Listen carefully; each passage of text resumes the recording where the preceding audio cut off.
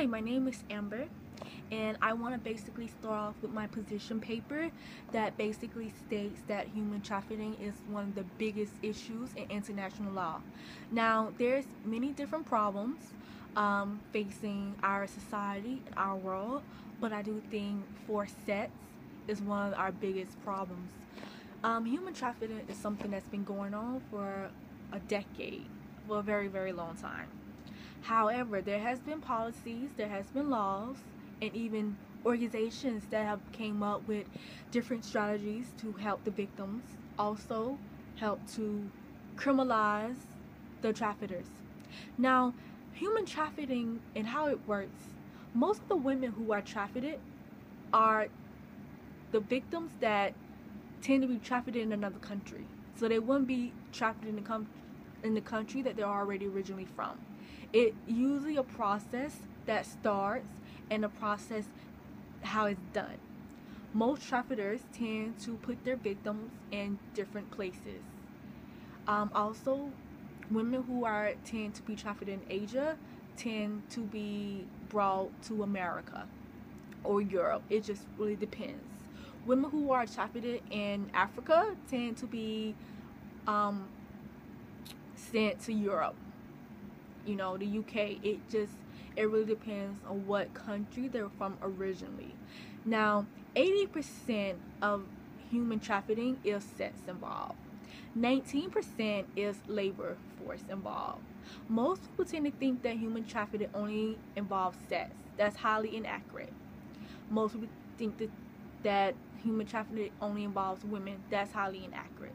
There are men that are highly trafficked as well. This is a major issue that a lot of people tend to look over or to look past. There is a difference between forced sex and free sex. They're not the same. There's a big line that crosses between them. And I think the society should know the difference and how to recognize if a person is being trafficked or not. Now, there are a couple policies that would enhance this issue.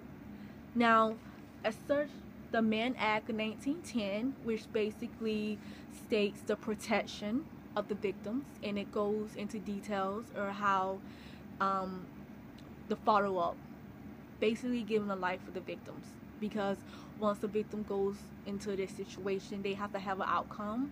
They have to have a sense of understanding what's going to be next. Most victims that go into this situation tend to not have something they can do afterwards, and this calls for them to be trafficked or to involve themselves in sex work again just to get by, because that's tend to know their only way of living, and that should never be the case.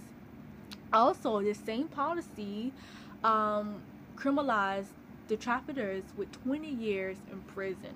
I think that this policy fits completely because it gives the victim the follow-up. It gives the criminal the follow-up. Each person needs their own particular assistant depending on their particular situation. For the victim, like I mentioned, there has to be an outcome afterwards. There's too many women who are and children that are being trafficked, and then afterwards they don't have anywhere else to go, or they don't have anything else to do, and they tend to be right back in the same field of work. Now, with this policy, it gives them protection, it gives them skills. There's also the policy I want to mention called the Trafficking Victims Protection Act, or 2000. This is another policy that gives the victims job placement, job opportunities, and skills that each victim would need after they leave the lifestyle of sex work. Now, these two policies are major because those are the two things that need to be highly looked into. The criminal side, how are the criminals going to be affected by this? As well as how is the victims going to have assistance after this? How are they going to have help? And most victims tend to think that when they go out and they seek help, they don't get the assistance that they need. And I feel as a society, we should all get together and help to reduce this issue. There should be no reason why a person who's being trafficked cannot come or go to a police and not feel that they can get that assistance that they need. I feel like this is an international issue because so many people are involved with this, and it's only very little to no help that's being done.